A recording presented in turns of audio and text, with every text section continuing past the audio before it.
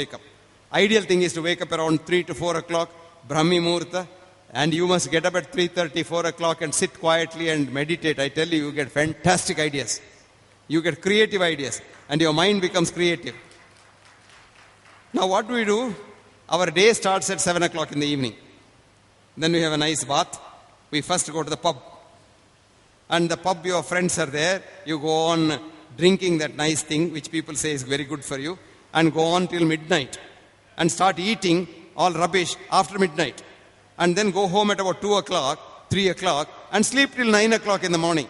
Now you are inviting all problems for yourself. Remember that? You must sleep every day, and sleep is a very good thing. After sleep, what is the next thing? First is mind. Second is sunlight. Third is sleep. Fourth, exercise. Now we talk about risk factors for heart disease, cholesterol, blah, blah, blah, blah. No use at all. Your cholesterol may be anywhere. It can be 500, it can be 200, it can be 100. You live or die in spite of your cholesterol. I have patients whose cholesterols are above 600. I don't give them medicine. And they all lived long. Nothing has happened. A recent study in France showed that people in the old age home who are 90 years old have cholesterols in the range of 500 and 600. But all these have no meaning. But one thing has a meaning. If you have a daily walk, if you are not a physical laborer in the field, if you have a daily walk, it decreases your risk of dying early by 80%, not 1 or 2%, 80%. ನಾನು ಏನು ಹೇಳ್ತಾ ಇದ್ದೆ ಇಂಗ್ಲೀಷ್ನಲ್ಲಿ, ನಿಮಗೆ ಒಂದು ಪ್ರತಿ ದಿವಸ ಕೆಲಸ ಬೇಕು, ಕೆಲಸ. ನಮ್ಮಮ್ಮ ನೆಗಾಡ್ತಾರೆ ಹಿಂದಿನಿಂದ. ಅವರು ವಾಕಿಗೆ ಹೋಗ್ಬೇಕು ಅಂತಿಲ್ಲ, ಮನೆಯಲ್ಲಿ ಒಳ್ಳೆ ಕೆಲಸ ಮಾಡಿದ್ರೆ ಸಾಕು. ನಮ್ಮಮ್ಮ ಎಲ್ಲ ಮುಂಚಿನ ಕಾಲದಲ್ಲಿ ನೀರು ಎಳೆಯೋದು, ಎಷ್ಟು ಒಳ್ಳೆ ಕೆಲಸ ನೋಡಿ. ಈಗೆಲ್ಲ ಹೆಂಗಸರಿಗೆ ಅದು ಸ್ವಿಚ್ ಹಾಕಿದ ಕೂಡ ನೀರು ಬರ್ತದೆ, 2 ಜಾಯಿಂಟ್ನಲ್ಲಿ ಹೋದ್ಕೊಳ್ಳೆ ಫ್ರೋಸನ್ ಶೋಲ್ಡರ್, ನನಗೆ ಫ್ರೋಸನ್ ಶೋಲ್ಡರ್ ಅಂತ ಡಾಕ್ಟರ್ ಹತ್ರ ಹೋಗ್ಬೇಕು. ಇವರಿಗೇನು ಫ್ರೋಸನ್ ಶೋಲ್ಡರ್ ಇಲ್ಲ. ಮತ್ತೆ ಕಡಿಯೋದು, ಎಂಥ ಎಕ್ಸಸೈಸ್ ನೋಡಿ. ಅದರ ನಂತರ ಒರೆಸೋದು, ವಸ್ತ್ರ ಬಗೆಯೋದು, ಇದೆಲ್ಲ ಏನು ಫ್ಯಾಂಟಾಸ್ಟಿಕ್ ವರ್ಕ್. ಮತ್ತೆ ಮಕ್ಕಳನ್ನ ಕರಿಬೇಕಾದ್ರೆ ಹೊರಗೆ ಹೋಗಿ ಕರಿಬೇಕು. ಈಗ ಹಾಗಲ್ಲ, ಟ್ರಿನ್ ಅಂತ ಮಾಡಿದ್ರೆ ಅಲ್ಲಿ ಹೋಗ್ತದೆ. ಇದೊಂದು ಇದು ಮೊಬೈಲ್, ಇದೊಂದುಂಟು, ಇದು ಶಾಪ, ಇದು ದೊಡ್ಡ ಶಾಪ. ಇದು ಇರಬಾರ್ದು ಅಂತ ನಾನು ಆಶಿಸ್ತಾ ಇದ್ದೆ, ಬಂದುಬಿಟ್ಟಿದೆ ಅದು. ಅಂಥದ್ದು ಈಗ ಕೆಲಸ ಮಾಡೋದು. ಇದೆಲ್ಲ ಯಾವುದೂ ಇಲ್ಲದಿದ್ದರೆ ನೀವು ಪ್ರತಿ ದಿವಸ 1 ಗಂಟೆ ಯಾವ ಹೊತ್ತಿಗೂ ಆಗ್ಬೋದು ಬರೀ ಹೊಟ್ಟೆಯಲ್ಲಿ ವಾಕ್ ಮಾಡಿದರೆ ನೀವು ಪ್ರಿಮೆಚ್ಯೂರ್ ಸಾವು, ಅಂದರೆ ಬೇಗನೆ ಸಾಯುವುದು 80% ಕಡಿಮೆ ಆಗ್ತದೆ. ಗೊತ್ತಾಯ್ತಾ? ನಿಮ್ಮ ಬ್ಲಡ್ ಪ್ರೆಷರ್ ಕೆಳಗೆ ಬರ್ತದೆ, ಸಕ್ಕರೆ ಕೆಳಗೆ ಬರ್ತದೆ, ತೂಕ ಕಡಿಮೆ ಆಗ್ತದೆ, ಹಸಿವು ಬರ್ತದೆ, ನಿದ್ರೆ ಬರ್ತದೆ. ಆದರೆ ನಿದ್ರೆಯ ಸ್ವಲ್ಪ ಮುಂಚೆ ವಾಕ್ ಮಾಡಬೇಡಿ. Don't exercise just before sleep time. Preferably walk in the morning, but if weather is good in Bangalore, like even lunch time, before lunch you can walk, but not in the evening, because evening walk keeps you still alert and you may not get good sleep. Morning walk, you get very good sleep. Not that, but the most important thing is, it is now known to reduce premature death by 80%, 80%. Can you believe that? Now next thing is, we doctors tell you, ಸ್ವಲ್ಪ ಕುಡಿದ್ರೆ ಒಳ್ಳೆಯದು.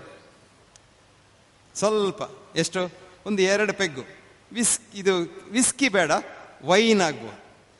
ಇನ್ನೊಬ್ಬರ ಹತ್ರ ಕೇಳಿದ್ರೆ ಅವ್ರ ಹತ್ರ beer ಒಳ್ಳೆಯದು, ಮತ್ತವ್ರು ಹೇಳ್ತಾರೆ ಬ್ರ್ಯಾಂಡಿ ಭಾಳ ಒಳ್ಳೆಯದು, ಎಲ್ಲ ಕಾಯಿಲೆ ಗುಣ ಆಗ್ತದೆ ಅಂತ. ಒಂದು ಗುಟ್ಟು ಹೇಳ್ತಾರೆ, ಈ ಎಲ್ಲ ಒಳ್ಳೆಯದು ಅಂತ ಡಾಕ್ಟ್ರು ಹೇಳುವುದನ್ನು ಹುಟ್ಟಿ ಹಾಕಿದ್ದು ಆಲ್ಕೋಹಾಲ್ ಕಂಪನಿಯವರು. ಗೊತ್ತಾಯ್ತಾ? ಈ ಒಳ್ಳೆಯದು ಅಂತ ಏನು ಹೇಳ್ತಾರೆ ಡಾಕ್ಟ್ರುಗಳು, ಅದನ್ನು ಪಾಪ ಆ ಡಾಕ್ಟ್ರಿಗೆ ಗೊತ್ತಿಲ್ಲ, ಯಾಕಂದರೆ ಅವ್ರ ಪುಸ್ತಕದಲ್ಲಿ ಒಳ್ಳೆಯದು ಅಂತ ಬರೆದಿದೆ. ಈಗಿನ ವಿದ್ಯೆ ಅಂದರೆ ಪುಸ್ತಕದಲ್ಲಿ ಮಸ್ತಕದಲ್ಲಿ ಹಾಕೋದಲ್ವ. ಅವ್ರು ನಿಮ್ಮನ್ನು ಕರೆದು ಹೇಳ್ತಾರೆ ಸ್ವಲ್ಪ ಕುಡಿಬೇಕು, ಒಳ್ಳೆಯದು, ನಿಮ್ಮ ಹೃದಯ ಹಾರ್ಟಿಗೆಲ್ಲ ಒಳ್ಳೆಯದು ಅಂತ. ಸತ್ಯ ಏನು ಅಂದರೆ, 1 ಡ್ರಾಪ್, 1 ತೊಟ್ಟು ಆಲ್ಕೋಹಾಲ್ ಕೂಡ ಮನುಷ್ಯನ ಆರೋಗ್ಯಕ್ಕೆ ಒಳ್ಳೆಯದಲ್ಲ. ಆದರೆ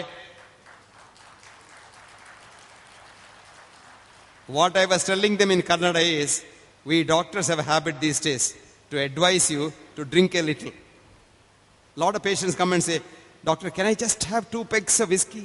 That's, I'm used to that. They say, no, you should. Then I can have red wine, no? Red wine is very good, it seems. I saw in the Indian Express today, red wine is very good. Then you will explain to them. Now there is a huge push for these things. Huge push. And then they want you to believe that taking alcohol, you will live forever.